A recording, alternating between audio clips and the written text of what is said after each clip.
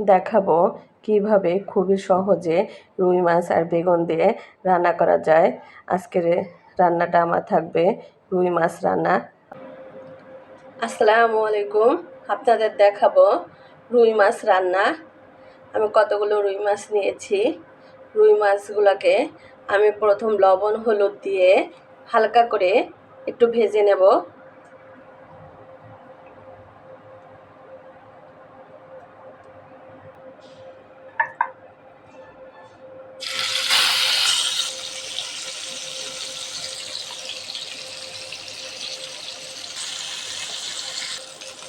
মাছগুলা হালকা করে ভেজে নিয়েছি।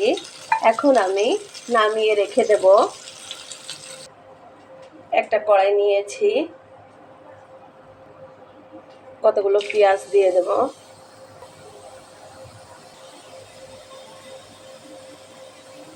দিয়ে দেব 4-5টা কাঁচামরিচ।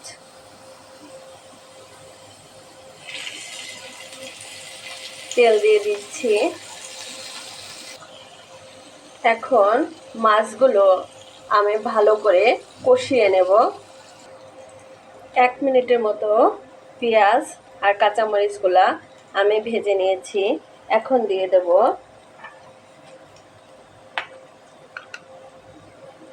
অল্প সামান্য একটু শুকনো ঝালের গুঁড়া, আর দিয়ে দেব জিরা, আদা, রসুন পেস্ট।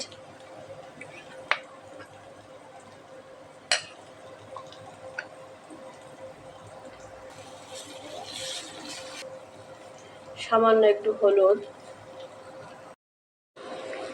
আমি মশলাটা ভালো করে কষিয়ে নিয়েছি। এখন মাছগুলো দিয়ে দেব।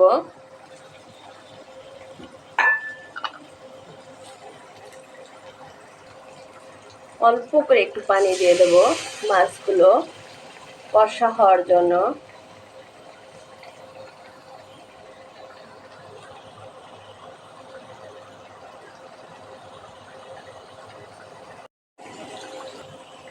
মাছগুলো কষানো হয়ে গিয়েছে। এখন আমি নামিয়ে নেব।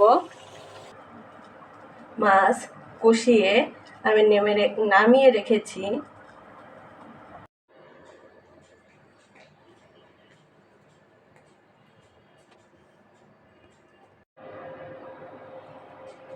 আমি এখন আলুগুলা কষিয়ে নেব। অল্প করে একটু মশলা দিয়ে দেব। দিয়ে দেব হলুদ, লবণ 1 চামচ, 1-2টা কাঁচামরিচ। আলু দিয়ে দেব।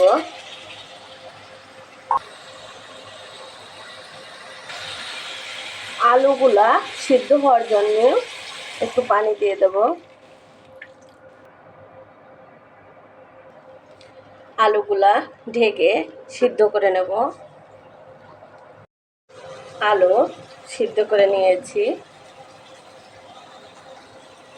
মাছগুলা দিয়ে দেব।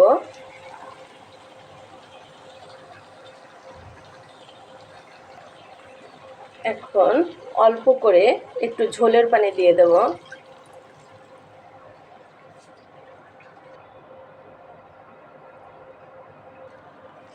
কয়েক টুকরা বেগুন দিয়ে দেব।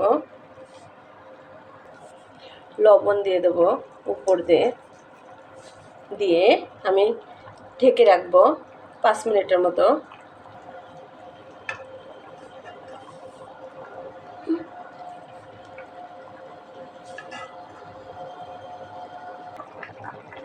একটা টমেটো দিয়ে দেব।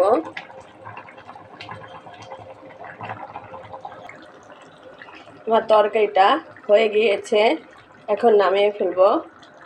খুব সহজেই আমি রান্না করে ফেলেছি রুই মাছের তরকারি। দেখুন, আলু এবং বেগুন দিয়ে আপনারা এইভাবে খুবই সহজে রান্না করে খান। রুই মাছ বেগুন আলু দিয়ে আপনাদের দেখাবো কিভাবে খুবই সহজে রুই মাছ আর